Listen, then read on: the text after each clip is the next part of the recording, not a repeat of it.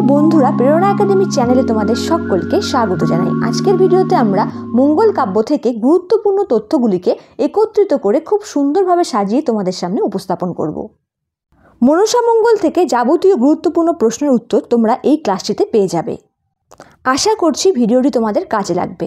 বন্ধুরা, মধ্যযুগের ওপর বেশ কয়েকটি ক্লাস নেওয়া হয়েছে। তোমরা যারা ভিডিওগুলি দেখোনি, ডেসক্রিপশন বক্সে লিঙ্ক দেওয়া থাকবে, সেখানে গিয়ে ভিডিওগুলি দেখে নিতে পারো।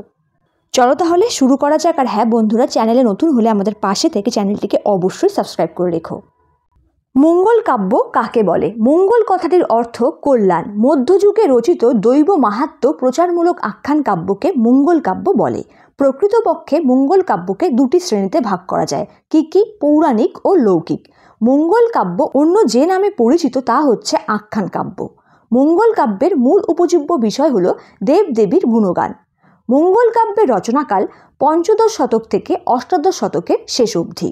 মঙ্গল কাব্যের প্রধান শাখা তিনটি। কি কি? মনসামঙ্গল, চণ্ডীমঙ্গল এবং ধর্মমঙ্গল। অপ্রধান শাখা দুটি। কি কি? অন্নদামঙ্গল ও কালিকা মঙ্গল। মঙ্গল কাব্য বিভক্ত দুটি ভাগে। কি কি? পৌরাণিক ও লৌকিক কাব্য। উল্লেখযোগ্য পৌরাণিক মঙ্গল কাব্যগুলো হল ভবানী মঙ্গল, অন্নদামঙ্গল, কমলা মঙ্গল, দুর্গা মঙ্গল ও চণ্ডিকা মঙ্গল। উল্লেখযোগ্য লৌকিক মঙ্গল কাব্যগুলো হল শিবায়ন বা শিবমঙ্গল, কালিকা মঙ্গল, বিদ্যাসুন্দর, মনসা মঙ্গল, চণ্ডীমঙ্গল, গৌরীমঙ্গল, শীতলা মঙ্গল, রায়মঙ্গল, ষষ্ঠীমঙ্গল ও সূর্যমঙ্গল।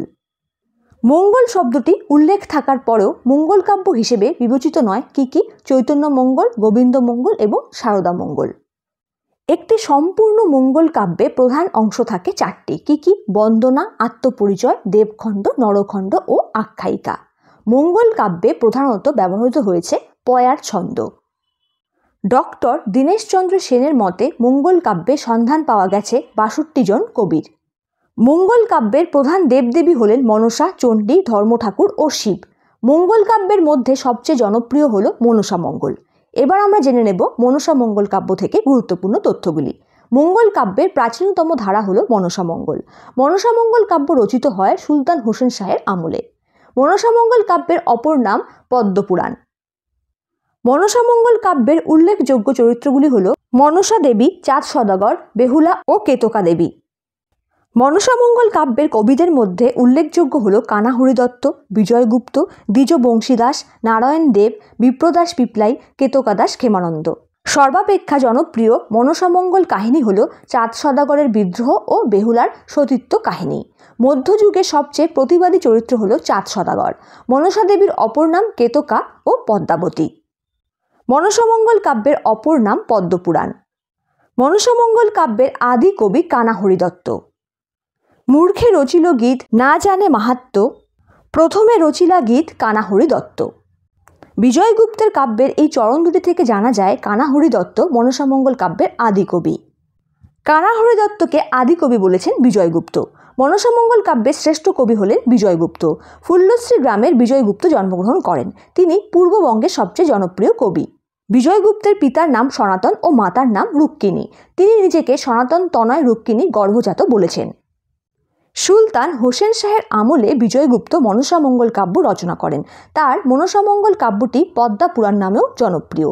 বিজয়গুপ্তের পদ্মা পুরাণ কাব্যের রচনাকাল জ্ঞাপক শ্লোকটি হল ঋতুশশী বেদ শশী পরিমিত শক সুলতান হোসেন শাহ নৃপতি তিলক, অর্থাৎ ১৪৯৪ খ্রিস্টাব্দে তার কাব্যটি রচিত হয়। পদ্মা পুরাণ কাব্যের রচয়িতা বিজয়গুপ্তের ছদ্মনাম হল রাধানাথ। মনসা মঙ্গলের কবি দ্বিজ বংশীদাসের খ্যাতি ছিল সুকণ্ঠ গায়ক হিসেবে। মনসা মঙ্গলের একমাত্র পশ্চিমবঙ্গীয় কবি হল ক্ষেমানন্দ। মনসা মঙ্গলের কবি ক্ষেমানন্দের উপাধি ছিল কেতকা দাস। কেতকা দাস ক্ষেমানন্দ রচিত কাব্যটির নাম হল মনসা মঙ্গল। মনসা মঙ্গল কাব্যের ২২ জন কবি রচিত বিভিন্ন অংশের সংকলনকে বলা হয় বাইশা। বাংলায় মনসা মঙ্গল কাব্যের ৩টি ধারা দেখা যায়: রাঢ়ের ধারা, পূর্ববঙ্গের ধারা, উত্তরবঙ্গ ও কামরূপের ধারা। রাঢ়ের ধারার কয়েকজন উল্লেখযোগ্য কবি হলেন বিপ্রদাস পিপলাই, কেতকা দাস ক্ষেমানন্দ, সীতারাম দাস ও রসিক মিশ্র প্রভৃতি কবিগণ। মনসা মঙ্গল কাব্যের পূর্ববঙ্গের ধারার কয়েকজন উল্লেখযোগ্য কবি হলেন নারায়ণ দেব, বিজয়গুপ্ত ও বংশীদাস। মনসা মঙ্গল কাব্যের উত্তরবঙ্গ ও কামরূপের ধারার কয়েকজন উল্লেখযোগ্য কবির নাম হল তন্ত্রবিভূতি, জগজ্জীবন ঘোষাল ও জীবন কৃষ্ণ মৈত্র। বিপ্রদাস পিপ্লাইয়ের কাব্যের নাম হলো মনসা বিজয়। এবার আমরা দেখে নেব চণ্ডীমঙ্গল কাব্য থেকে গুরুত্বপূর্ণ তথ্যগুলি। চণ্ডীমঙ্গল কাব্যের অপর নাম অভয়ামঙ্গল, ভবানীমঙ্গল, অধিকামঙ্গল এবং গৌরীমঙ্গল। চণ্ডীমঙ্গল কাব্যের কাহিনী রূপায়িত হয়েছে শিবের পত্নী চণ্ডী দেবীর কাহিনী অবলম্বনে। চণ্ডীর অপর নাম রণদা। চণ্ডীমঙ্গল কাব্যের সর্বাধিক প্রসার ঘটে ষোড়শ শতকে। চণ্ডীমঙ্গলের উল্লেখযোগ্য কবি হলেন মুকুন্দ চক্রবর্তী, মানিক দত্ত, দ্বিজ মাধব, দ্বিজ রামদেব, মুকুন্দ রাম সেন, হরিরাম, লালা জয়নারায়ণ সেন, ভবানীশঙ্কর দাস, অকিঞ্চন চক্রবর্তী প্রমুখ। চণ্ডীমঙ্গল কাব্যের কাহিনী বিভক্ত দুটি খণ্ডে। কি আখিটিক খণ্ড ও বণিক খণ্ড। আখিটিক খণ্ডে বর্ণিত হয়েছে কালকেতুর কাহিনী, বণিক খণ্ডে বর্ণিত হয়েছে ধনপতির কাহিনী। চণ্ডীমঙ্গল কাব্যের ছত্র সংখ্যা প্রায় 20,000। চণ্ডীমঙ্গল কাব্যের আদি কবি হলেন মানিক দত্ত। চণ্ডীমঙ্গল কাব্যের সর্বশেষ কবি অকিঞ্চন চক্রবর্তী। আর চণ্ডীমঙ্গল কাব্যের শ্রেষ্ঠ কবি হলেন মুকুন্দ চক্রবর্তী। মুকুন্দ চক্রবর্তীর উপাধি হল কবিকঙ্কন।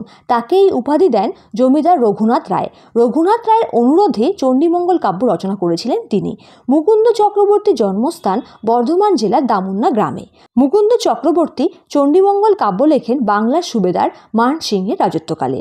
মুকুন্দ চক্রবর্তীর কাব্যের নাম হল অভয়ামঙ্গল। মুকুন্দ চক্রবর্তীর চণ্ডীমঙ্গল, গৌরীমঙ্গল, অভয়ামঙ্গল এবং অম্বিকা মঙ্গল নামেও পরিচিত। মুকুন্দ চক্রবর্তীর কাব্যের দুটি খণ্ড। কি আখিটিক খণ্ড আর বণিক খণ্ড। আখিটিক খণ্ডের চরিত্র ধর্মকেতু, কালকেতু, ফুল্লরা, মুরারিশীল এবং ভারুদত্ত। আর বণিক খণ্ডের চরিত্রগুলি হল কলিঙ্গরাজ, ধনপতি, শ্রীমন্ত ও খুল্লনা। মুকুন্দ চক্রবর্তীর চণ্ডীমঙ্গল কাব্যের রচনাকাল জ্ঞাপক শ্লোক 1745 শকে 1823 থেকে 24 খ্রিস্টাব্দ রামজয় বিদ্যাসাগরের সম্পাদনায় কবি মুকুন্দের চণ্ডীমঙ্গল সর্বপ্রথম মুদ্রিত হয়। এই গ্রন্থের কয়েকটি ছত্র মুদ্রিত হয়। শাকে রস, রসবেদ, শশাঙ্ক গণিতা, কতদিনে দিলাগীত হরের বনিতা, অর্থাৎ রস 6, বেদ 4, শশাঙ্ক 1। সুতরাং 1466 শকাব্দ যোগ 78 1444 খ্রিস্টাব্দ। মুকুন্দ চক্রবর্তীর সবচেয়ে জনপ্রিয় কাহিনী কাব্য হল কালকেতুর উপাখ্যান। কালকেতু এবং তার স্ত্রী ফুল্লরার স্বর্গীয় নাম নীলাম্বর ও ছায়া। চণ্ডীমঙ্গল কাব্যের প্রধান চরিত্র কালকেতু। বাংলা সাহিত্যের প্রথম ঠক চরিত্র হল ভারুদত্ত। চট্টগ্রামের ঐতিহ্য নিয়ে রচিত অভয়মঙ্গল কাব্যের রচয়িতা দ্বিজ রামদেব। এবার আমরা জানব ধর্মমঙ্গল থেকে গুরুত্বপূর্ণ তথ্যগুলি। ধর্মমঙ্গল কাব্যের আদি কবি ময়ূর ভট্ট। তার কাব্যের নাম কি হাকন্দ পুরাণ। ধর্মমঙ্গল কাব্যের শ্রেষ্ঠ কবি ঘনরাম চক্রবর্তী। ধর্মমঙ্গল কাব্য রচিত দুটি কাহিনী নিয়ে। কি রাজা হরিশ্চন্দ্র ও লাউ সেনের কাহিনী। রামাই পণ্ডিত রচিত গ্রন্থের নাম শূন্য পুরাণ। ঘনরাম চক্রবর্তীর গুরু তাকে কবির উপাধি দেন। ধর্মমঙ্গল কাব্যে দুটি কাহিনী দেখা যায়। কি রাজা হরিশ্চন্দ্রের গল্প ও লাউ সেনের গল্প। ধর্মমঙ্গল কাব্যটি 24টি পালায় বিভক্ত। ঘনরাম চক্রবর্তীর কাব্যটির নাম শ্রী ধর্মমঙ্গল। ঘনরাম চক্রবর্তীর ধর্মমঙ্গল কাব্য ছাড়া অপর একটি গ্রন্থের নাম হল সত্যনারায়ণ পাঁচালী। ধর্মমঙ্গল কাব্যকে রাঢ়ের জাতীয় কাব্য বলে অভিহিত করেছেন সুনীতি কুমার চট্টোপাধ্যায়। যদুনাথের লেখা কাব্যের নাম ধর্মপুরাণ।